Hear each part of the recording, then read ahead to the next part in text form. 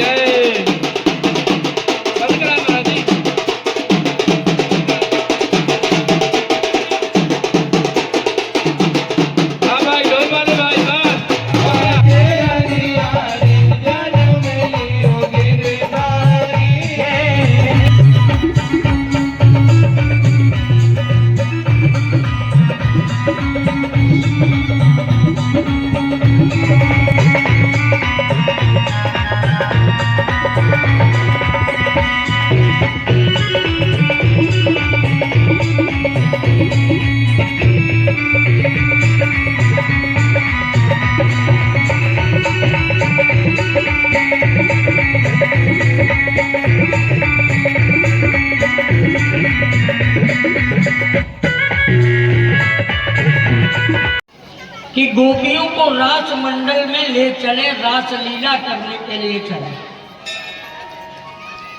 और जब भगवान ने विचार किया तो भगवान नारायण ने अपने अधरों पर बांसुरी सजाई। भगवान श्याम सुंदर ने आज ऐसी बांसुरी बजाई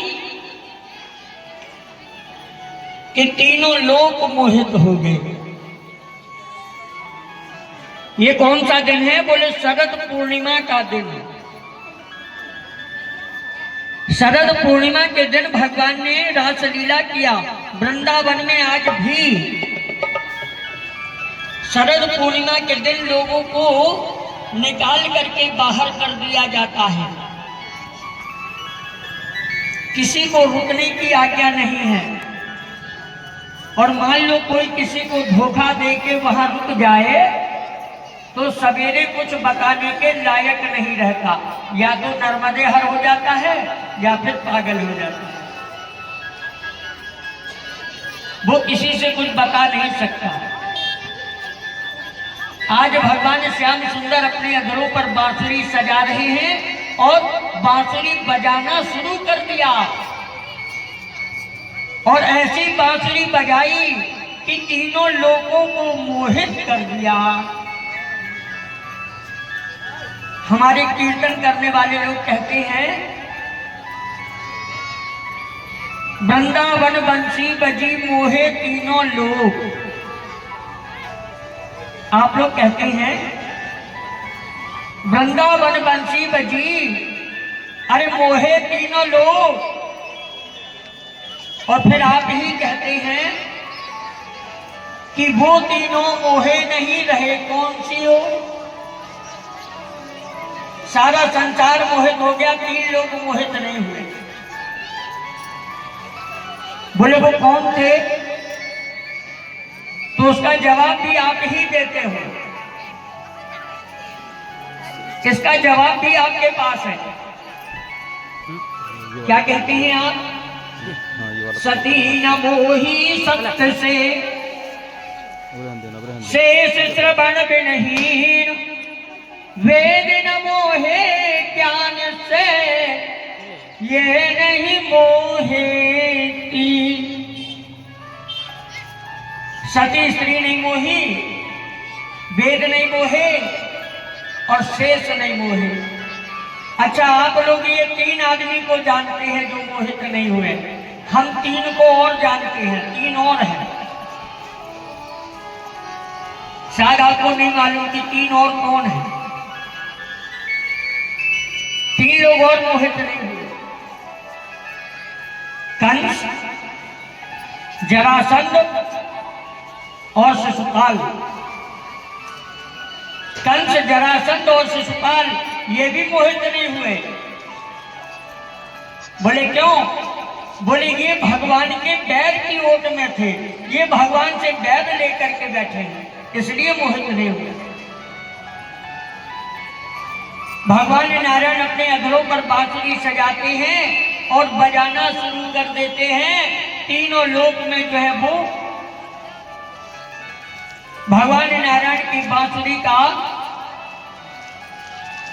असर होने लगा। तिरिया कहन गए परसत पति को। एक स्त्री जो है अपने पति को भोजन परसने के लिए जा रही थी और बांसुरी की आवाज उसके कान में पड़ी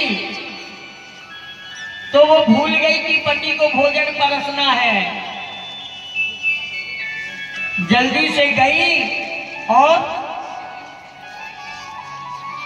थाली छोड़ वो तो भूमि भात परसी आई थी। थाली में चावल नहीं परोसा, धरती में परोस दिया और चली गई। एक और स्त्री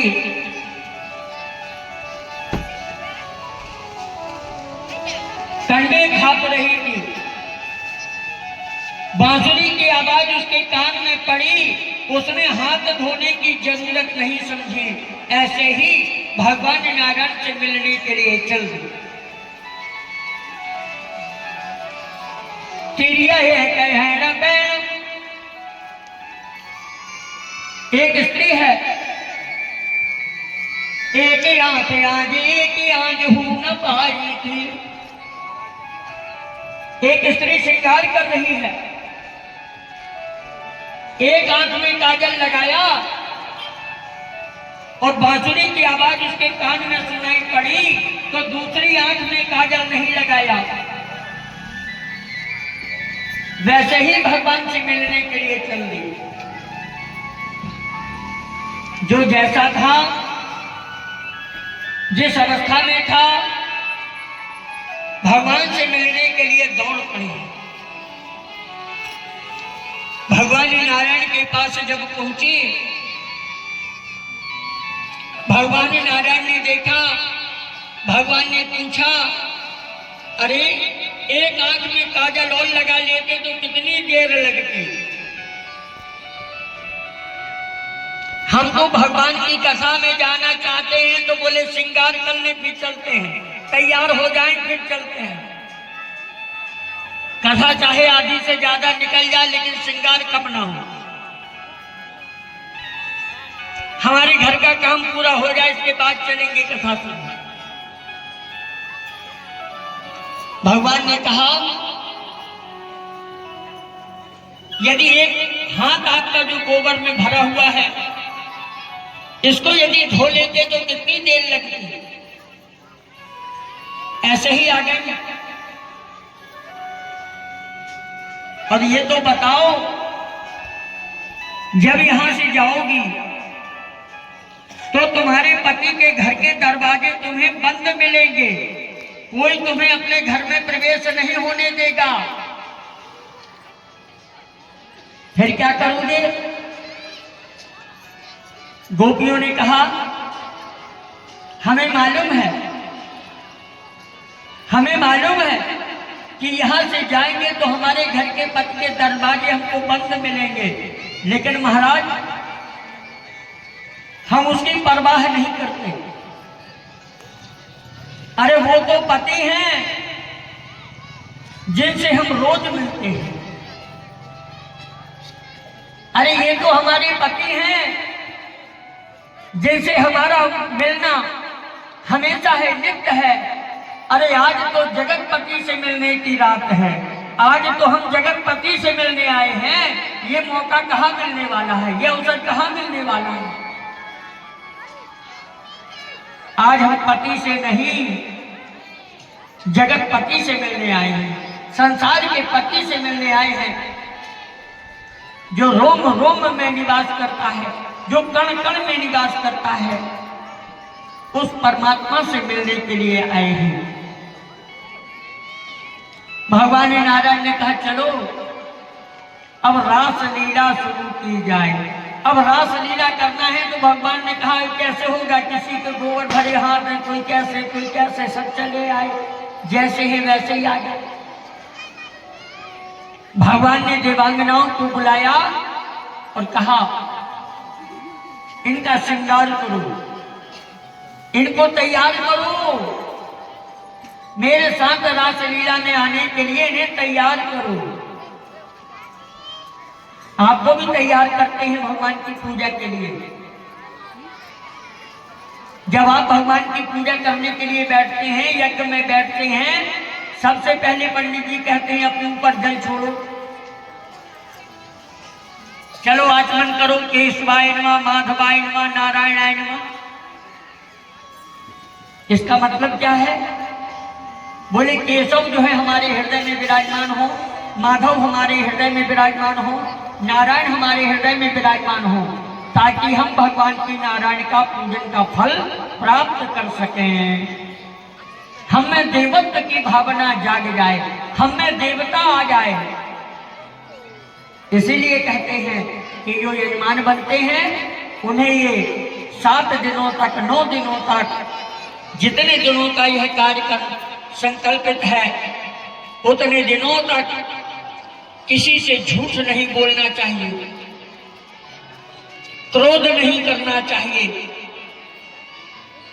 सात्विक भोजन करना चाहिए, पृथ्वी पर शयन करना चाहिए। ये 9 दिनों तक नाई को बुला करके हजामत नहीं करवा सकते। 9 दिनों तक साबुन लगाना वर्जित है। इसका मतलब क्या है? बोले इसका मतलब यह है कि अब आप जितने दिन कथा कर रहे हो, जितने दिन आपके यहाँ यज्ञ हो रहा है, आप यजमान हो, उतने दिन आप बैरागी हो। किसी से कोई मतलब नहीं, राग द्वेष से कोई मतलब नहीं। कौन क्या कर रहा है करने दो, आपको क्रोध करने की आवश्यकता नहीं है। बड़े नियम हैं, उन नियमों का पालन करते हैं तब हमें उसका लाभ भी मिलता है। ऐसा नहीं, आज गोपियों को भगवान ने तैयार करवा दिया और रासलीला में ले गए। रासलीला होने लगी, कान्हा बजावे बांसुरी, कान्हा जो है बांसुरी बजा रहे हैं। कान्हा जो है वो बांसुरी बजा रहे हैं और सभी गोपियां नृत्य कर रही हैं, नाच रही हैं। कान्हा बजावे बांसुरी, राधा बजाए मंजीर और गोपियां नाचे छमक छम। भगवान नारायण जो है वो यहाँ पर रासलीला का शुभारंभ करते हैं। यहां जितनी गोपियां थीं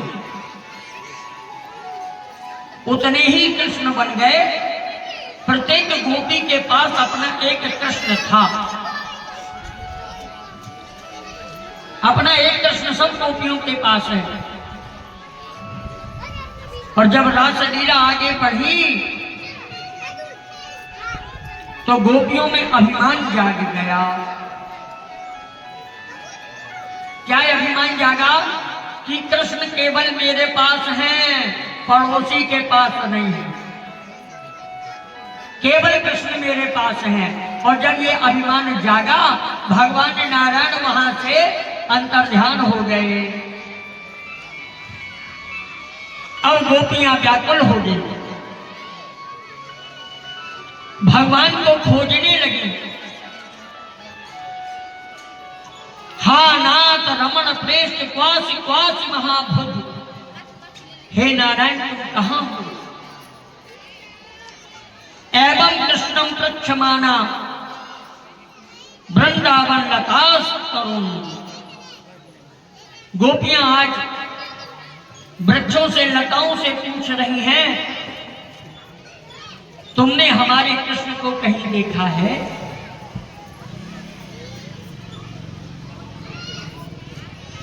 खोज रही हैं भगवान नारायण के लिए। भगवान नारायण कहां हो तुम? सब गोपियां निकल पड़ी हैं नारायण के लिए, क्योंकि नारायण के बिना रासलीला असंभव। क्या करें? सभी सखियां हमारे नारायण को ढूंढ रही हैं। आखिरी में गोपियों ने अपना आखिरी शस्त्र का प्रयोग किया है। आखिरी शस्त्र क्या है? हा नाथ रमण प्रेष्ठ क्वासी क्वास महाभोज, हे नारायण त्राहिमाम शरणागत, हम तुम्हारी शरण में हैं। और जब शरण में आ जाती हैं, परमात्मा नारायण की कृपा मिलने लगती है। भगवान ने देखा ये तो शरण में आ गई, तो फिर से भगवान अपने स्वरूप में आ गए और रासलीला का शुभारंभ हो गया। भगवान नारायण ने रासलीला किया। एक दिन की बात है, कंस ने जो है वो अक्रूर जी के पास बुलावा भेजा। अक्रूर जी महाराज से निवेदन किया, भोगो दानपते मह्यम क्रेता मैत्र माद्रता। अरे आप तो बड़े दानी हैं, आप तो बड़े महात्मा हैं, आपसे बड़ा दान करने वाला कोई दूसरा नहीं है।